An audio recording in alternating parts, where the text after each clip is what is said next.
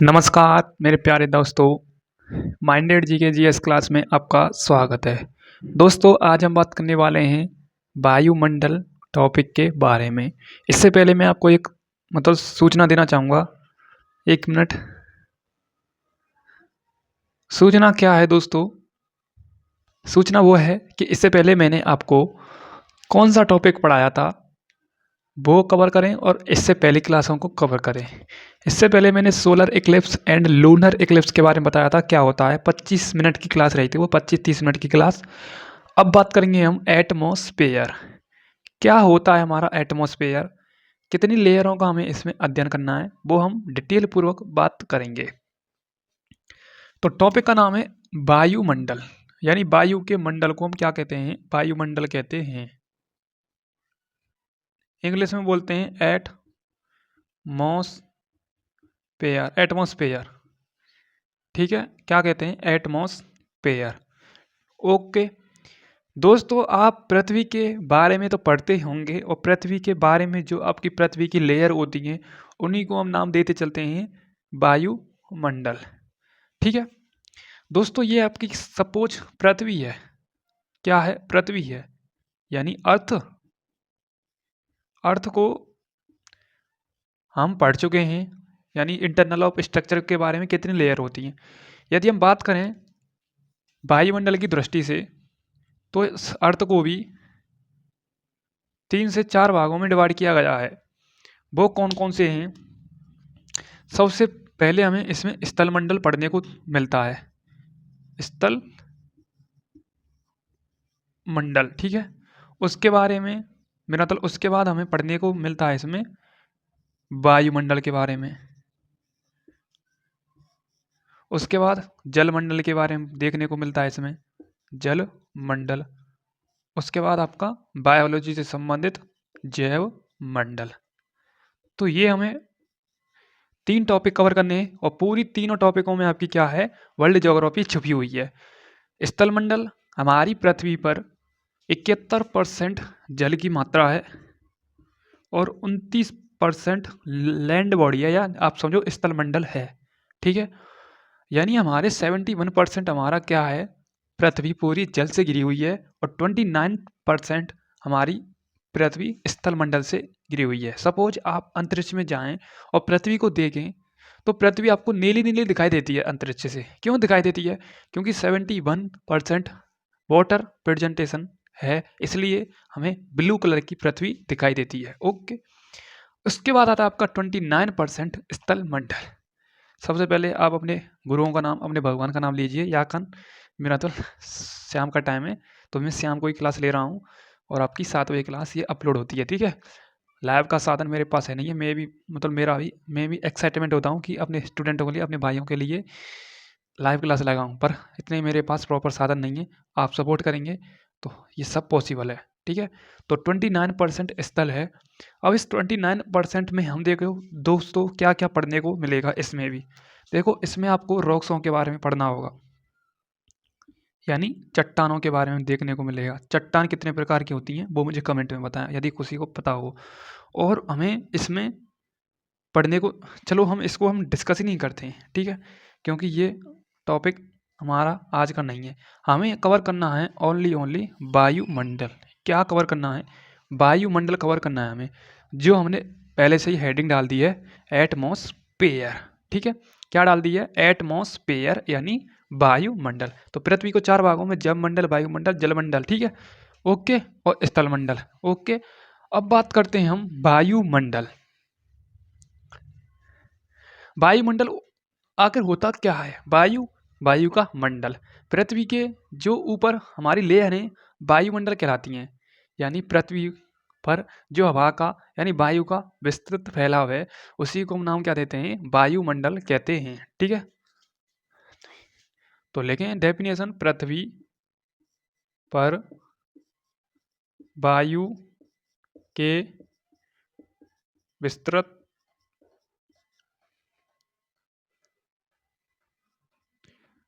फैलाव को वायुमंडल कहते हैं। क्या कहते हैं? वायुमंडल कहते हैं, एटमॉस्फेयर कहते हैं। ठीक है, वायुमंडल कहते हैं, 1 मिनट कहते हैं। ठीक है, तो एक बार आप सबसे पहले हेडिंग नोट करेंगे, फिर उसके बाद हम बताएंगे आगे की तरफ। ठीक है, ओके। अब दोस्तों सबसे पहले हम पृथ्वी का आकार बनाते हैं। ये है हमारी पृथ्वी। सबसे फर्स्ट जो लेयर होती है पृथ्वी की सबसे निचली परत होती है, सबसे परत यहाँ पर होती है, इसे हम नाम देते हैं, क्या नाम देते हैं, क्षोभ मंडल। उसके बाद दूसरी आती है आपकी समताप मंडल, तीसरी आती है आपकी मध्य मंडल, चौथी आपकी आती है आयन मंडल, और पांचवी आपकी आती है बहिर्मंडल, एक्सोस्फीयर। ठीक है, जो सबसे लास्ट में है। ठीक है, कोई दिक्कत? तो ये हमारी पृथ्वी है, और पृथ्वी के जो भारी परत हैं उनको हमने अलग अलग नाम दे दिया। यानी इसको नाम दे दिया हमने, क्या नाम दे दिया, क्षोभ मंडल। क्या नाम दे दिया, क्षोभ मंडल। ठीक है, ओके।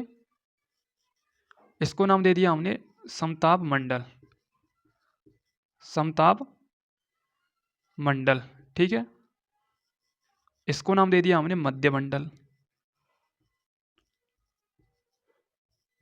और इसको नाम दे दिया हमने आयन मंडल, आयनोस्फीयर। इसको नाम दे दिया हमने बहिर्मंडल।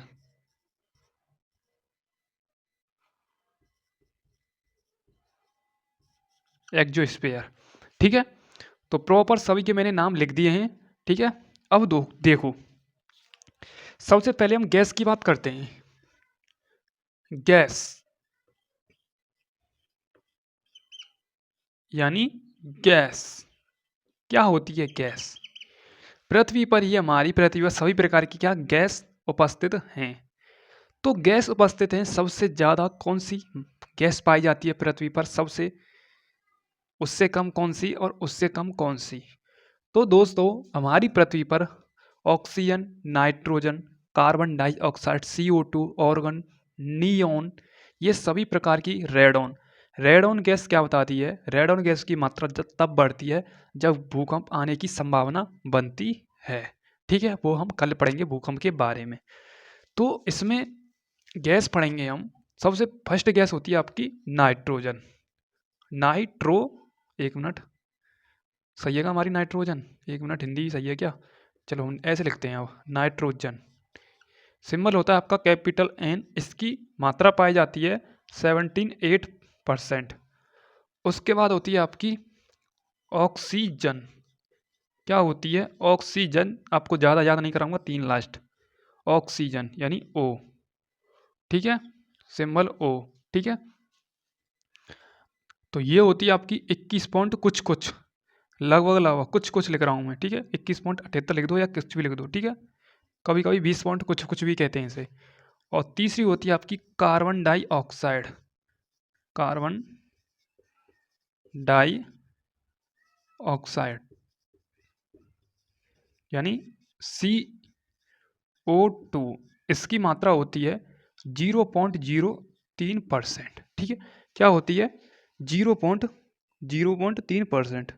ठीक है, ओके ओके। उसके बाद यदि हम आर्गन की बात करें, चलो हम आर्गन भी लिख देते हैं।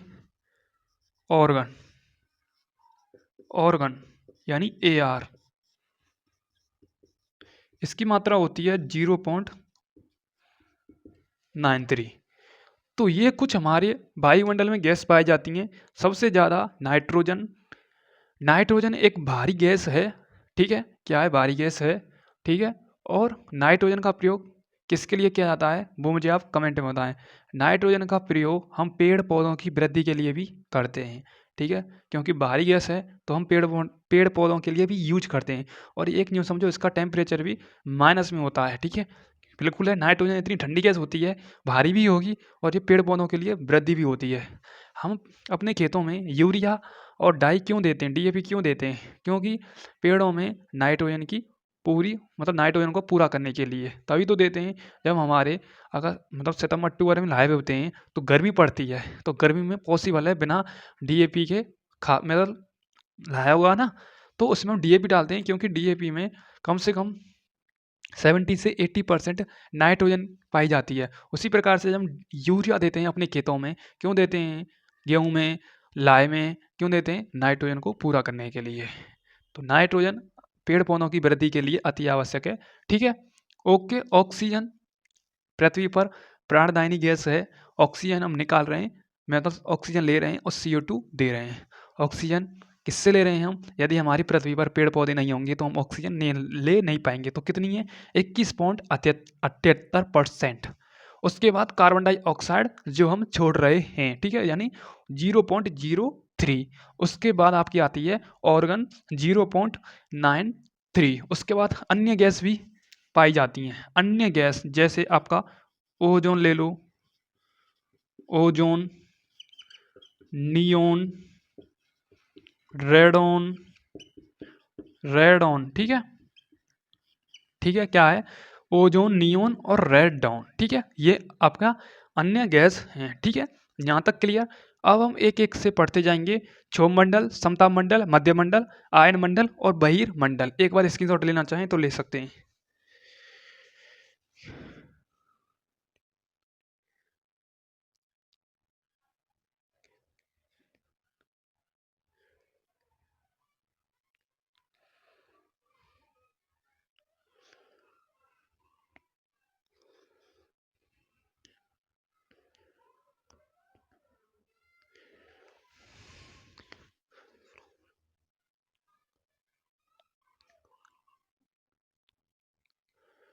ठीक है, ओके। अब बात करते हैं, पहले हम गैसों के बारे में पढ़ते हैं। किसके बारे में? गैसों के बारे में। ठीक है, सबसे फर्स्ट आती है आपकी नाइट्रोजन। नाइट्रोजन, नाइट्रोजन, नाइट्रोजन की मात्रा पृथ्वी पर सबसे अधिक पाई जाती है। नाइट्रोजन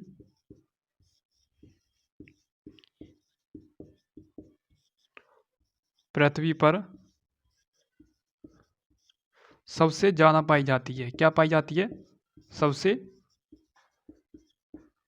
ज़्यादा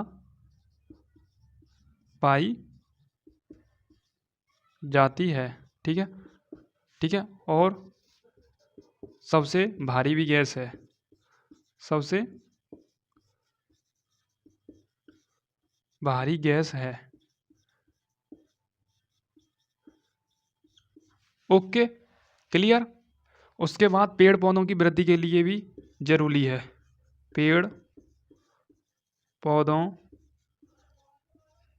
पेड़ पौधों की वृद्धि के लिए जरूरी होती है कौन? Nitrogen gas. ठीक है, ठीक है। 78% पृथ्वी पर पाई जाती है, क्योंकि नाइट्रोजन की मात्रा पृथ्वी पर सबसे ज़्यादा पाई जाती है प्रतिशत की मात्रा में, और सबसे भारी गैस है। पेड़ पौधों की वृद्धि के लिए ये अति आवश्यक है, यानी जरूरी है। एक पॉइंट, यानी एक टॉपिक क्लियर नाइट्रोजन का, नाइट्रोजन गैस का। उसके बाद आती है आपकी ऑक्सीजन। ऑक्सीजन, ठीक है, क्या आती है? ऑक्सीजन। ओके दोस्तों, ऑक्सीजन क्या होती है? ये एक पृथ्वी पर किसका कार्य करती है? ये प्राण देने का कार्य करती है। यदि ऑक्सीजन नहीं हुई तो सभी स्वाप। ठीक है, ये क्या है? प्राणदायिनी गैस है। मुंह से बोल रहा हूँ, ऑक्सीजन एक प्राणदायिनी गैस है। First point. Second point, oxygen क्या होती है? जब हम आपने अपने, हाँ, एक घरों में तो देखा होगा, चूल्हा देखा होगा, चूल्हा देखा होगा, तो उसमें हम क्या मारते हैं? फूकनी होती है एक, उसमें होल होता है, मतलब 1 फुट की फूकनी होती है, उसमें होल होता है। तो हम क्या फूंक मारते हैं? तो फूंक मारते तो हमारे मुंह से तो CO2 निकलती है, कार्बन डाइऑक्साइड। तो ऑक्सीजन चाहिए आग जलाने के लिए, कार्बन डाइऑक्साइड देते हैं, तो आग कहाँ से जले? दोस्तों, दूरी बनानी चाहिए चूल्हा और फूकनी के मध्य में। यहाँ पर चूल्हा है तो यहाँ पर हमें CO2 छोड़नी चाहिए, ताकि और पास से हमारी ऑक्सीजन चली जाए उसमें मिलकर, तभी आग जल सकती है। यदि पास में हो, चूल्हा यहाँ पर है, फूकनी यहाँ पर धर रखी है, तो आग नहीं जलेगी, क्योंकि ऑक्सीजन के बिना आग नहीं जल सकती। जब आग लग जाती है तो हम कंबल और वो क्यों डालते हैं? ताकि ऑक्सीजन ना मिले उसे और वह आसानी से बुझ सके। ठीक है, बिल्कुल ईजी सी बात है। तो ये क्या है, ये आग जलने के लिए भी अति आवश्यक होती है ऑक्सीजन। ठीक है, ऑक्सीजन के बिना आग नहीं जल सकती। ओके, आपका ये भी पॉइंट क्लियर। उसके बाद यदि हम 16 किलोमीटर की ऊंचाई पर जाएंगे पृथ्वी से, 16 किलोमीटर की ऊंचाई पर, 16 किलोमीटर की ऊंचाई पर जाएंगे हम, तो ऑक्सीजन की मात्रा कम हो जाती है। ऑक्सीजन की मात्रा क्या हो जाती है, कम हो जाती है। ठीक है, 16 किलोमीटर पर ऑक्सीजन की मात्रा क्या हो जाती है, कम हो जाती है। क्या हो जाती है, कम हो जाती है। ठीक है, क्या हो जाती है, कम हो जाती है। यदि हम 120 किलोमीटर की ऊंचाई पर चले जाएं, पृथ्वी से 120 किलोमीटर की ऊंचाई पर चले जाएं, तो ऑक्सीजन की मात्रा क्या हो जाएगी, बिल्कुल नगण्य हो जाएगी, यानी शून्य हो जाएगी। तभी तो एस्ट्रोनॉट जो होते हैं, यानी अंतरिक्ष यात्री होते हैं, आराम से जो मेढके की तरह तैरते हैं ना, मेढके की तरफ जो भी एक्टिविटी करते हैं वो तैरता है। ठीक है, क्योंकि वहाँ पर क्या है, क्या है, ऐसा तो नहीं है वहाँ पर ग्रेविटेशनल मतलब गुरुत्वाकर्षण हो, नहीं है, नहीं है।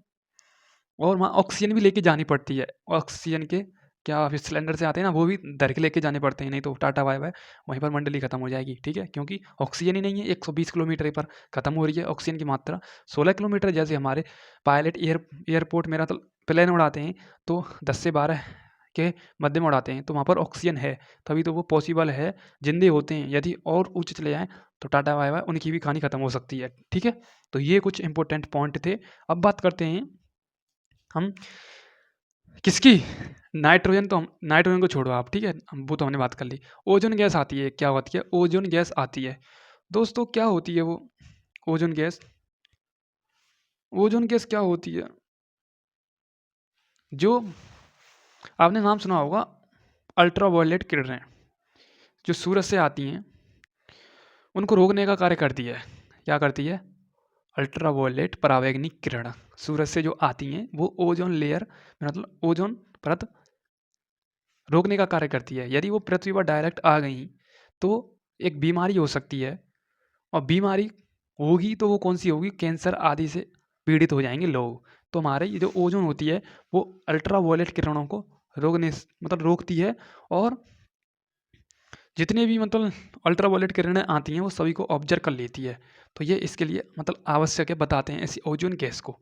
ठीक है, ओके, तो ये पॉइंट कुछ कंप्लीट हो चुके हैं आपके। अब चलते हैं हम अपने 5 पॉइंटों पर।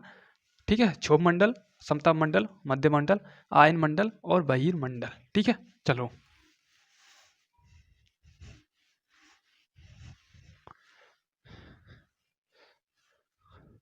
अब बात करते हैं पृथ्वी की सबसे निचली परत कौन है और सबसे ऊपर की परत कौन है। देखो, पृथ्वी की सबसे निचली परत कौन सी है, परत ही क्यों आप, पृथ्वी का सबसे निचला मंडल कौन सा है, क्षोभ मंडल, और सबसे ऊंचा क्या है, बहिर्मंडल।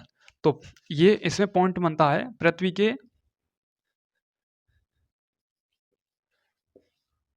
के सबसे निचले मंडल के अध्ययन को, सबसे निचले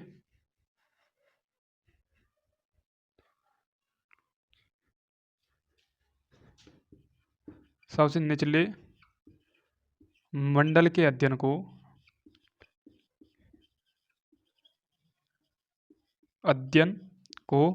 क्या नाम देते हैं हम, वायु विज्ञान या एरोलॉजी, वायु विज्ञान, एरोलॉजी। ठीक है, ठीक है, यह है आपका 1 नंबर का क्वेश्चन। ठीक है, उसके बाद सेकंड पॉइंट करते हैं, पृथ्वी के सबसे ऊपरी मंडल को, ऊपरी मंडल के अध्ययन को हम नाम देते हैं, क्या नाम देते हैं, 1 मिनट, मेट्रोलॉजी। ठीक है, क्या नाम देते हैं, मेट्रोलॉजी, METROLOGY। ठीक है, मेट्रोलॉजी। ठीक है, क्या देते हैं, ऋतु विज्ञान, इसे कहते हैं हम ऋतु विज्ञान, नाम याद आ गया, ऋतु, ऋतु ऐसे लिखते हैं का, ऋतु विज्ञान। चलो आप देख लेना, ठीक है, हिंदी जैसे लिख रही है वैसे आप लिख लेना, ठीक है। पृथ्वी के सबसे निचले मंडल के अध्ययन को मेट्रोलॉजी, ये पॉइंट हैं, ये आ सकते हैं, वैसे नहीं लिखा रहा हूँ। और ऊपरी मंडल के अध्ययन को क्या कहते हैं? एरोलॉजी। तो 2 पॉइंट ये कंप्लीट हो चुके हैं, देख लो एक बार, ठीक है, ओके। ऋतु विज्ञान सही है, अरे यार ये तो गलत हो गई। चलो कोई दिक्कत नहीं दोस्तों, हम इसको करेक्ट भी करेंगे। ऋतु ऐसे लिखेंगे शायद, ऋतु विज्ञान, ठीक है। अब बात करते हैं हम, सबसे पहले हम बात करेंगे क्षोभ मंडल के बारे में। किसके बारे में? क्षोभ मंडल के बारे में। तो हेडिंग डालो क्षोभ मंडल।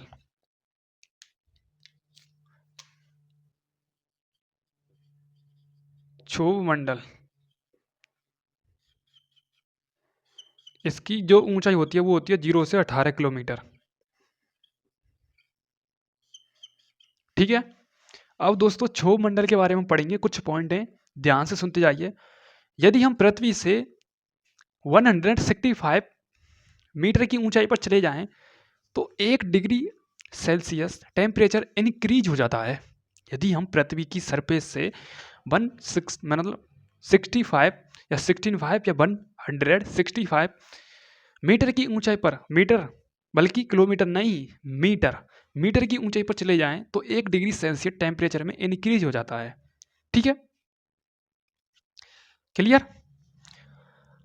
अब बात करते हैं आगे की तरफ। यदि हम पृथ्वी से नीचे जाना चाहें तो 32 मीटर की नीचे गहराई में जाएंगे आप, तो वहां पर 1 डिग्री सेल्सियस टेम्परेचर इंक्रीज हो जाता है।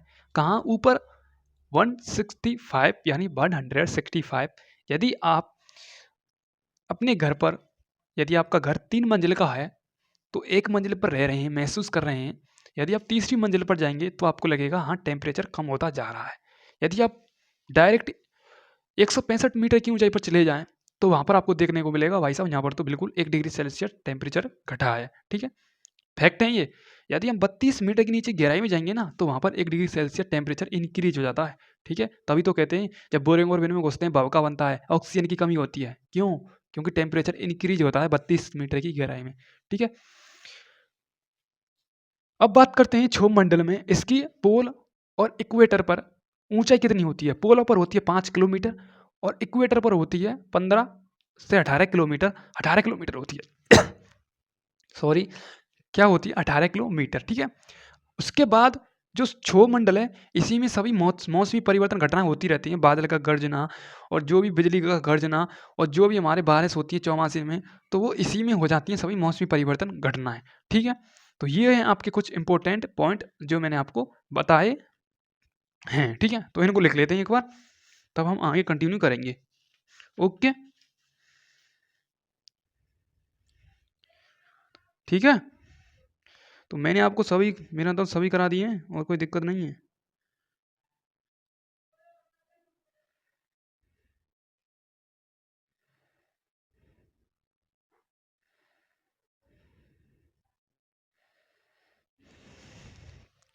ठीक है, क्या होता है आपका क्षोभ मंडल, ठीक है, देखो एक बार, ठीक है। यदि इंग्लिश में नाम सुनना चाहें तो इसे कहते हैं ट्रोपोस्फेयर, ठीक है, ठीक है, ट्रोपोस्फेयर, ठीक है। यह पृथ्वी का पहला पॉइंट है, यह पृथ्वी का सबसे निचला मंडल है, यह सबसे निचला मंडल है, यह ये ऐसे भी लिख लो, ये सबसे निचला मंडल है, पृथ्वी का निचला मंडल है, यानी क्षोभ मंडल है, ठीक है, मंडल है, ठीक है। यदि क्षोभ मंडल, यदि पृथ्वी से 165 मीटर की ऊंचाई पर चले जाएं, ऊंचाई पर 165 मीटर की ऊंचाई पर 1 डिग्री सेल्सियस तापमान कम हो जाता है।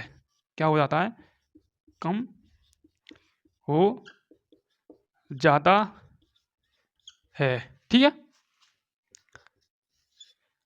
यदि हम बात करें ऊंचाई की, बात करें पोल पर यानी ध्रुव पर, तो कितनी होती है? 5 किलोमीटर। यदि हम इक्वेटर की बात करें हम, यानी भूमध्य रेखा पर, भूमध्य रेखा तो कितनी होती है 18 किलोमीटर। ओके। और सभी मौसमी परिवर्तन घटनाएं इसी में होती हैं, सभी सभी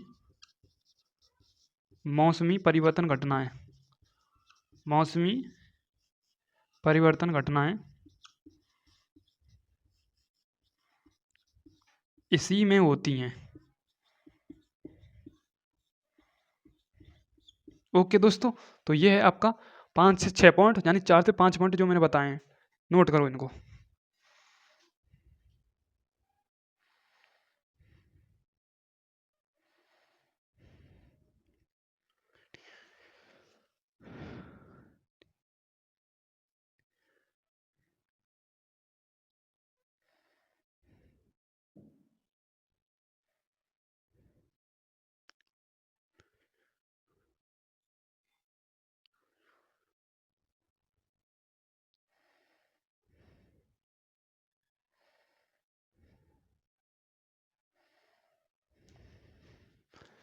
ठीक है।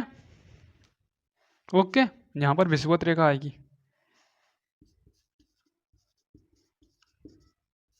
ठीक है। ओके, अब आपको एक और पॉइंट इसमें याद करना है। जब मैंने आपको बताया था 100 मीटर की ऊंचाई पर जाएंगे तो 1 डिग्री सेल्सियस टेम्परेचर कम हो जाता है, इसे ही हम क्या नाम देते हैं, सामान्य ह्रास दर। ठीक है, यानी सामान्य टेम्परेचर लैप्स रेट। ठीक है, सामान्य ह्रास दर भी कहते हैं इसे, सामान्य ह्रास दर। ठीक है, नाम सुना होगा। ठीक है, ये क्या है, अब टेम्परेचर कम हो जाता है। ओके, इसी को हम क्या नाम देते हैं, संवहन मंडल कहते हैं। इसी को संवहन मंडल कहते हैं। क्या नाम देते हैं, संवहन मंडल। ठीक है, संवहन मंडल। ओके, किसको, क्षोभमंडल को ही क्या कहते हैं, संवहन मंडल। अब दोस्तों टेम्परेचर की बात करें हम पोल पर, और विषुवत रेखा पर बात करें, हवा की बात करें तो हवा में तो जा रहे हैं हम 0 से 18 किलोमीटर, तो टेम्परेचर 45 डिग्री किस पर होता है आपका, विषुवत रेखा पर, और 18 डिग्री आपका कितना हो जाता है, किस पर, ध्रुवों पर। तो ये इंपॉर्टेंट कुछ फैक्ट हैं, उनको भी देख लेना। मैंने बताया था 45 डिग्री किस पर, और 45 डिग्री मैंने बताया अभी किस पर, और 80 डिग्री सेल्सियस किस पर, वो मैंने अभी बताया। ठीक है, वो आप एक बार नोट करें। ठीक है। ओके, तो ये आपका पॉइंट क्लियर होता है ट्रोपोस्फेयर क्षोभमंडल का। एक बार रिपीट, 0 से 18 किलोमीटर की इसकी क्या होती है, ऊंचाई होती है। सबसे निचला मंडल है, पृथ्वी से 165 मीटर की ऊंचाई पर 1 डिग्री सेल्सियस टेम्परेचर क्या हो जाता है, घट जाता है। इसे ही हम सामान्य ह्रास दर या टेम्परेचर लैप्स रेट कहते हैं। ध्रुवों पर 5 किलोमीटर की ऊंचाई होती है, और विषुवत रेखा पर 18 किलोमीटर की ऊंचाई होती है। सभी मौसमी परिवर्तन जो घटनाएं होती हैं, आंधी तूफान इत्यादि, इसी में हो जाती हैं। ठीक है। ओके। ओके, अब बात करते हैं हम आगे समताप मंडल। ठीक है, तो इसको नोट कर लें, एक बार स्क्रीनशॉट ले लें।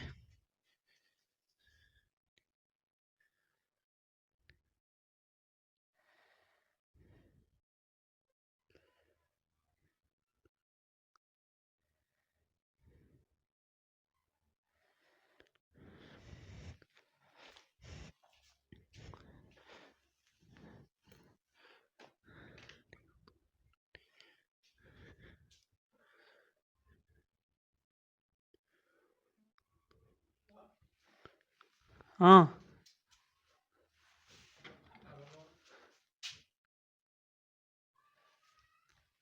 उसके बाद चलते हैं हम आगे, स्ट्रेटोस्फीयर क्या होता है, यानी समताप मंडल क्या होता है।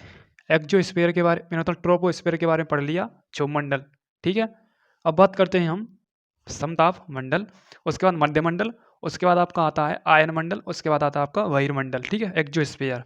तो आपके 4 मंडल बचे हैं, इनको भी हम एक बार कवर कर लेते हैं।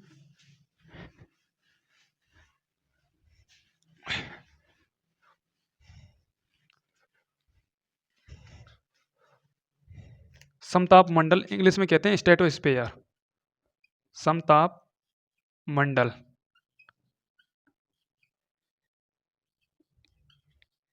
स्ट्रेटोस्फेयर।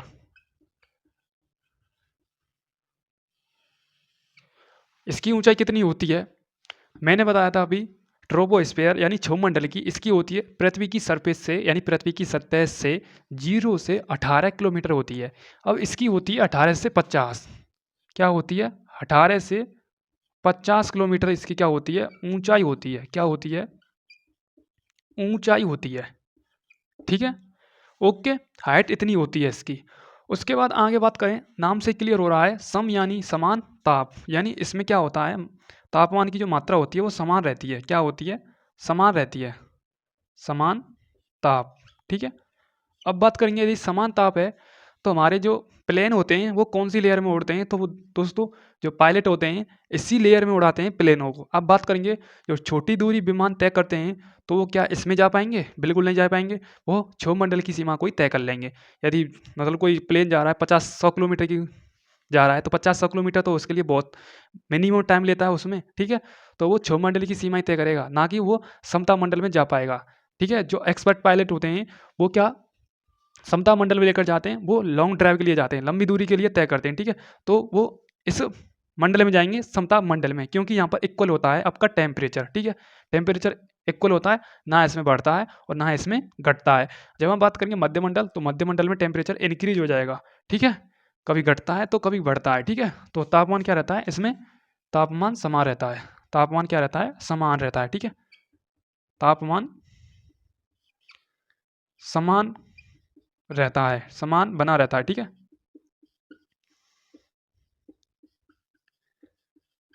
ओके, यहाँ तक कंप्लीट। अब बात करते हैं इसी में एक और पॉइंट है, जो मैंने अभी मौसमी परिवर्तन घटना बताई थी कि वो क्षोभमंडल में होती हैं, कभी कभी इसमें भी हो जाती हैं। ठीक है, क्या हो जाती है? मौसमी परिवर्तन घटना इसमें भी हो जाती हैं, मतलब बादलों का निर्माण कभी कभी, मतलब चांस बनते हैं। ठीक है, मेघों का निर्माण। ठीक है,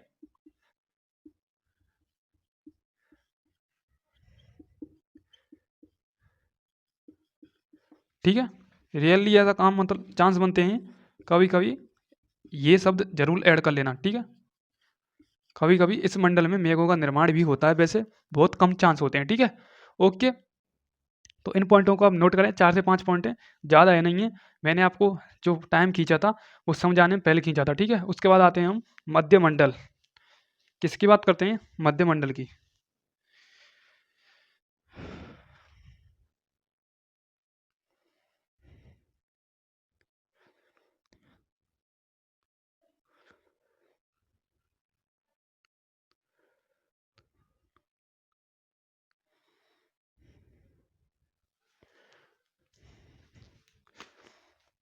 ठीक है, मध्यमंडल। नेक्स्ट है आपका मध्य मंडल। ठीक है, इंग्लिश में एक्जो स्पेयर कहते हैं। ठीक है, मेरा तो मीजो स्पेयर कहते हैं, मीजो स्पेयर। ठीक है, लिख लेना आप एक बार, मैं नाम बोल दिया, मीजो स्पेयर। ओके, एक्जोस्फीयर कहते हैं बहिर्मंडल को। मैं मौसी बता रहा हूँ आपको, इसकी जो ऊंचाई होती है वो 50 से 80 किलोमीटर होती है। कितनी होती है? 50 से 80 किलोमीटर। 50 kilometre to 80 kilometre. ठीक है, यानी 50 किलोमीटर से 80 किलोमीटर की ऊंचाई इसमें होती है। इसमें टेम्परेचर की गिरावट ही होती है और मिनिमम 100 डिग्री तक पहुंच जाता है गिरावट में। ठीक है, माइनस का 100 डिग्री। ठीक है, ठीक है, इतनी ऊंचाई पर जा रहे हैं, टेम्परेचर इंक्रीज नहीं होता, डिक्रीज हो जाता है। ठीक है, ओके। उसके बाद आता है आपका आयनमंडल। उसके बाद आता है आपका आता है बहिर्मंडल। आयनमंडल क्या होता है? आयनमंडल की ऊंचाई होती है 80 से 240 किलोमीटर। 240 किलोमीटर। ठीक है, और 240 से 460 450 वो होती है बहिर्मंडल की, और 450 और 60 से जो होती है वो अनंत होती है, इनफाइनाइट होती है, क्योंकि वहाँ पर लेयर सब खत्म हो जाती हैं। ठीक है, वो बहिर्मंडल में पहुँच जाती हैं। और जो हमारी एक्स लेयर, गामा लेयर पाई जाती हैं वो हमारे आयन मंडल में ही पाई जाती हैं, ये आपको पता होना चाहिए। ठीक है, उसके बाद जो रेडियो तरंगें होती हैं वो टकरा कर वापस आती हैं, वो ये आयनोस्फीयर में ही होता देखने को मिलता है। ठीक है, और वायुमंडल में इतनी कोई ज़्यादा बात है नहीं है। इसकी आप हाइट एक बार क्या कर लेना, याद कर लेना, कितनी होती है मैंने अभी बताई थी, 240 से 460 या 470 आप याद कर सकते हैं। तो ये कुछ इंपॉर्टेंट पॉइंट थे, पॉइंट मैं कराना क्या चाहता था वो पहले मैं करा चुका हूँ। ठीक है, इनके नाम, इनकी ऊंचाई, और जो मेरा मतलब मेट्रोलॉजी और एरोलॉजी जो मैंने कराया था वो आपके 2 पॉइंट बन सकते हैं वहाँ से। सबसे ज़्यादा पॉइंट किस में बनते हैं? आयनोस्फीयर में से, यानी आयन मंडल में से। उसके बाद आपके बनते हैं क्षोभ मंडल में से, ठीक है। यहीं से पूछे जाते हैं और कोई ज़्यादा इतना अच्छा टॉपिक है नहीं है। वैसे 1 नंबर का आता ही आता क्वेश्चन हर एक, यदि ये दे रखा है आपका टॉपिक, ठीक है। तो मिलता हूँ मैं नेक्स्ट टॉपिक के साथ। आगे लेकर आऊँगा मैं अगली क्लास भूकंप की। किसकी लेकर आऊँगा मैं? भूकंप, ठीक है। यानी अर्थ क्वैक, अर्थ भूमि, क्वैक यानी कांपना, कंपन, ठीक है। तो आगे आपकी क्लास भूकंप की रहेगी। मिलते हैं नेक्स्ट क्लास के साथ। Thank you so much, love you all, जय हिंद जय भारत। क्लास कैसी लगी मुझे कमेंट में आप जरूर बताएं। Thank you.